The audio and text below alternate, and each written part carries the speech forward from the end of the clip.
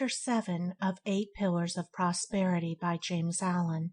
Recording by Andrea Fiore. Chapter 7. Sixth Pillar. Sincerity. Human society is held together by its sincerity. A universal falseness would beget a universal mistrust, which would bring about a universal separation, if not destruction. Life is made sane, wholesome, and happy by our deep-rooted belief in one another. If we did not trust men, we could not transact business with them, could not even associate with them. Shakespeare's Timon shows us the wretched condition of a man who through his own folly has lost all faith in the sincerity of human nature. He cuts himself off from the company of all men, and finally commits suicide. Emerson has said something to the effect that if the trust system were withdrawn from commerce, society would fall to pieces, that system being an indication of the universal confidence men place in each other. Business, commonly supposed by the short-sighted and foolish to be all fraud and deception, is based on great trust, a trust that men will meet and fulfill their obligations. Payment is not asked until the goods are delivered, and the fact of the continuance of this system for ages proves that most men do pay their debts, and have no wish to avoid such payment. Back of all its shortcomings, human society rests on a strong basis of truth. Its fundamental note is sincerity. Its great leaders are all men of superlative sincerity, and their names and achievements are not allowed to perish, a proof that the virtue of sincerity is admired by all the race. It is easy for the insincere to imagine that everyone is like themselves, and to speak of the rottenness of society, though how could a rotten thing endure age after age, for is not everything yellow to the jaundiced eye? People who cannot see anything good in the constitution of human society should overhaul themselves. Their trouble is near home. They call good evil. They have dwelt cynically and peevishly on evil until they cannot see good, and everything and everybody appears evil. Society is rotten from top to bottom, I heard a man say recently, and he asked me if I did not think so. I replied that I should be sorry to think so, that while society has many blemishes, it was sound at the core, and contained within itself the seeds of perfection. Society, indeed, is so sound that the man who is playing a part for the accomplishment of entirely selfish ends cannot long prosper, and cannot fill any place as an influence. He is soon unmasked, and the fact that such a man can, for a brief period, batten on human credulity, speaks well for the trustfulness of men, if it reveals their lack of wisdom. An accomplished actor on the stage is admired, but the designing actor on the stage of life brings himself down to ignominy and contempt. In striving to appear what he is not, he becomes as one having no individuality, no character, and he is deprived of all influence, all power, all success. A man of profound sincerity is a great moral force, and there is no force, not even the highest intellectual force, that can compare with it. Men are powerful in influence according to the soundness and perfection of their sincerity. Morality and sincerity are so closely bound up together that where sincerity is lacking, morality, as a power, is lacking also. For insincerity undermines all the other virtues, so that they crumble away and become of no account. Even a little insincerity robs a character of all its nobility, and makes it common and contemptible.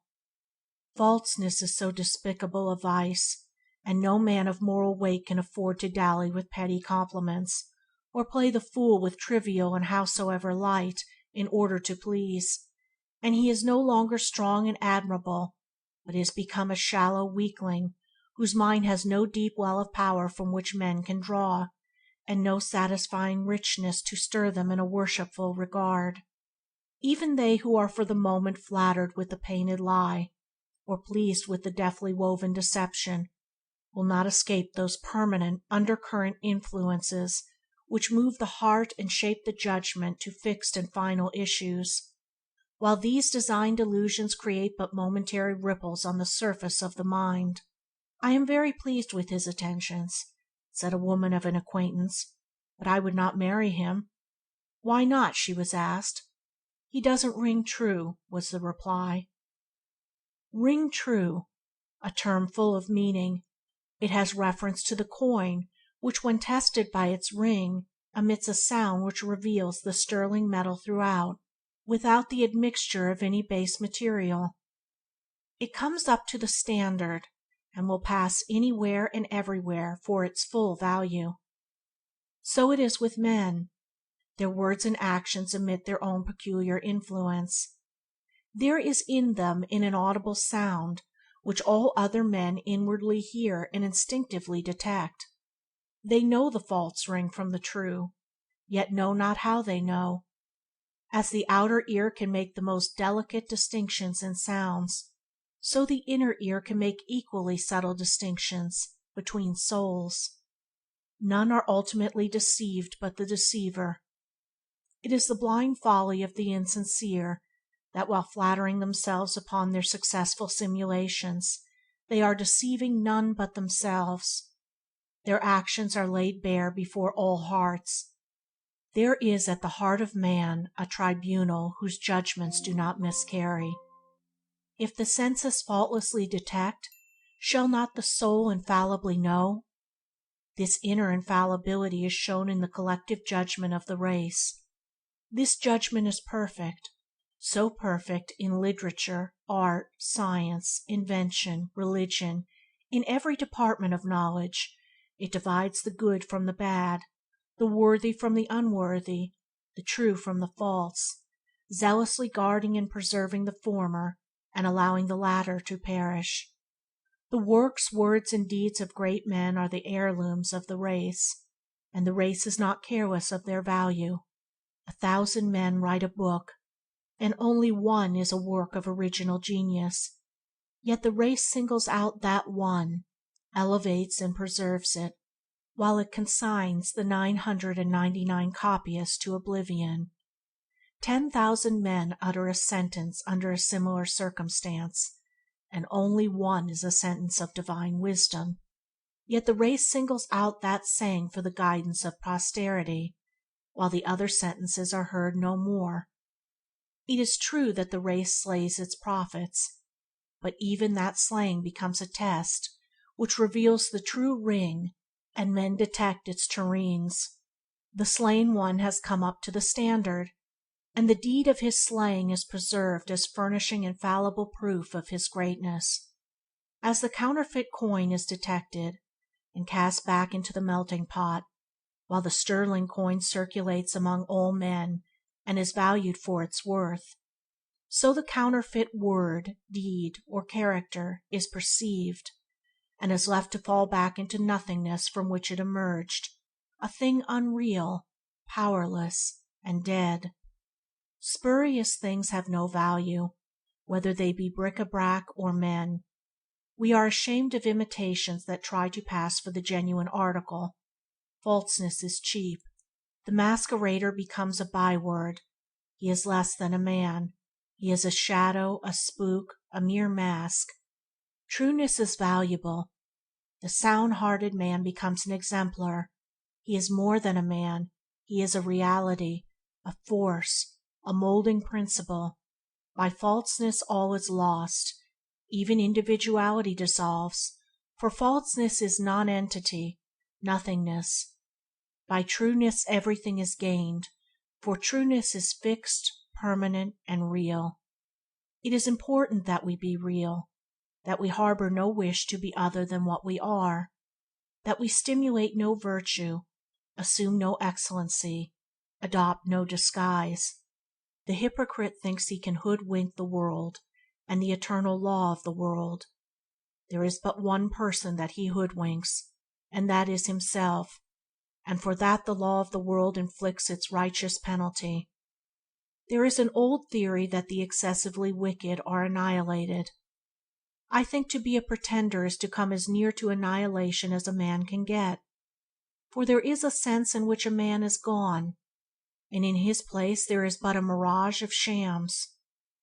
The hell of annihilation which so many dread, he has descended into, and to think that such a man can prosper is to think that shadows can do the work of entities, and displace a real man. If any man thinks he can build up a successful career on pretenses and appearances, let him pause before sinking into the abyss of shadows, for in insincerity there is no solid ground, no substance, no reality. There is nothing on which he can stand, and no material with which to build, but there are loneliness, poverty, shame, confusion, fears, suspicions, weeping, groaning, and lamentations. For if there is one hell lower, darker, and fouler than all the others, it is the hell of insincerity. 4 beautiful traits adorn the mind of the sincere man, and these are: 1. Simplicity. 2. Attractiveness. 3. Penetration. 4. Power. Simplicity is naturalness. It is a simple being, without fake or foreign adornment. Why are all things in nature so beautiful? Because they are natural. We see them as they are, no task they might wish to appear, for in sooth they have no wish to appear otherwise. There is no hypocrisy in the world of nature outside of human nature. The flower which is so beautiful in all eyes would lose its beauty in all eyes, would nature look upon reality, and its beauty and perfection gladden and amaze us. We cannot find anywhere a flaw, and are conscious of our incapacity to improve upon anything, even to the most insignificant. Everything has its own particular perfection, and shines in the beauty of unconscious simplicity. Of the modern social cries, it is back to nature. It is generally understood to mean a cottage in the country and a piece of land to cultivate. It will be of little use to go into the country if we take our shams with us, and any veneer which we may cling to can well be washed off just where we are. It is good that they who feel burdened with the conventions of society should fly to the country and court the quiet of nature, but it will fail if it by anything but a means to that inward redemption which will restore us to the simple and the true. But though humanity has wandered from the natural simplicity of the animal world, it is moving toward a higher, divine simplicity. Men of great genius are such because of their spontaneous simplicity. They do not foreign, they are. Lesser minds study style and effect. They wish to cut a striking figure on the stage of the world, and by that unholy wish they are doomed to mediocrity. Said a man to me recently, "I would give 20 years of my life to be able to write an immortal hymn." With such an ambition a man cannot write a hymn. He wants to pose. He is thinking of himself, of his own glory. Before a man can write an immortal hymn, or create an immortal work, he must give, not 20 years of his life to ambition, but to do anything great, he must sing, paint, write, out of 10,000 bitter experiences, 10,000 failures, 10,000 conquests, and 10,000 joys. He must know Gethsemane. He must work with blood and tears. Restraining his intellect and moral powers, and returning to simplicity, a man becomes great. He forfeits nothing real. Only the shams are cast aside, revealing the standard gold of character. Where there is sincerity there will always be simplicity, a simplicity of the kind that we see in nature, the beautiful simplicity of truth. Attractiveness is the direct outcome of simplicity. This is seen in the attractiveness of all natural objects, to which we have referred, but in human nature it is manifested as personal influence. Of recent years, certain pseudo-mystics have been advertising to sell the secret of personal magnetism for so many dollars.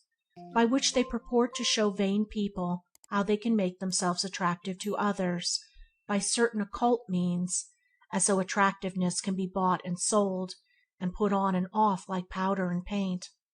Nor are people who are anxious to be thought attractive likely to become so, for their vanity is a barrier to it.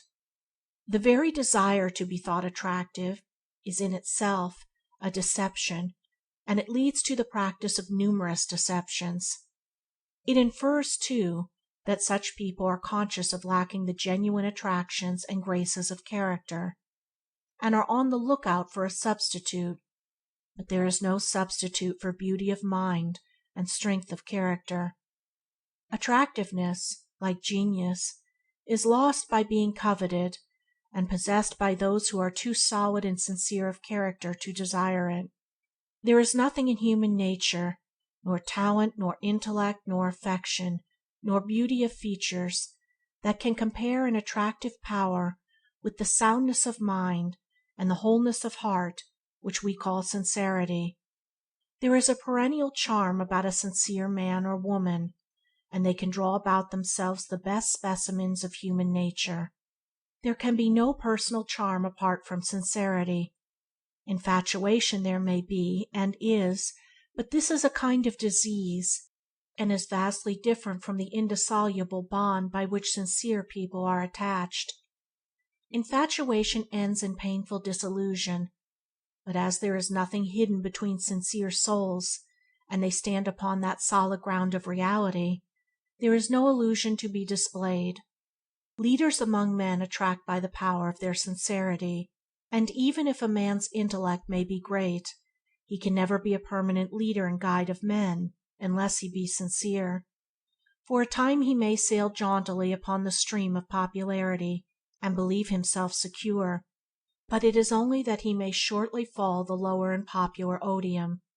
He cannot long deceive the people with his painted front. They will soon look behind and find of what spurious stuff he is made. He is like a woman with a painted face. She thinks she is admired for her complexion, but all know it is paint and despise her for it. She has one admirer, herself, and the hell of limitation to which the insincere commit themselves is the hell of self-admiration. Sincere people do not think of themselves, of their talent, their genius, their virtue, or their beauty. Because they are so unconscious of themselves, they attract all, and win their confidence, affection, and esteem. Penetration belongs to the sincere. All shams are unveiled in their presence. All stimulators are transparent to the searching eye of the sincere man. With one clear glance he sees through all their flimsy pretenses. He who has rid his heart of all falseness, and entertains only that which is true, has gained the power to distinguish the false from the true in others. He is not deceived who is not self-deceived. As men, looking around on objects of nature, infallibly distinguish them as snake, bird, horse, tree, rose, and so on, so the sincere man distinguishes the variety of characters. He perceives in a movement, a look, a word, an act, the nature of the man, and acts accordingly. He is on his guard without being suspicious. He is prepared for the pretender without being mistrustful. He acts from positive knowledge, and not from negative suspicion. Men are open to him, and he reads their contents. His penetrative judgment pierces to the center of actions.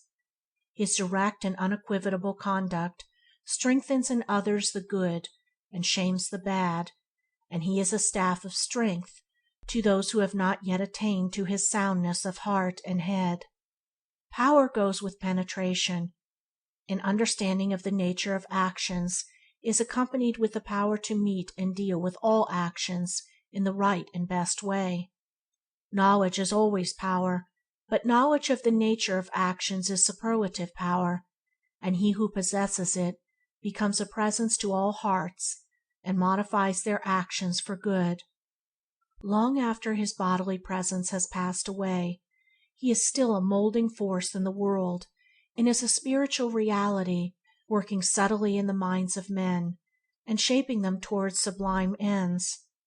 At first his power is local and limited, but the circle of righteousness which he has set moving continues to extend and extend further till it embraces the whole world, and all men are influenced by it. The sincere man stamps his character upon all that he does, and also upon all people with whom he comes in contact. He speaks a word in season, and someone is impressed.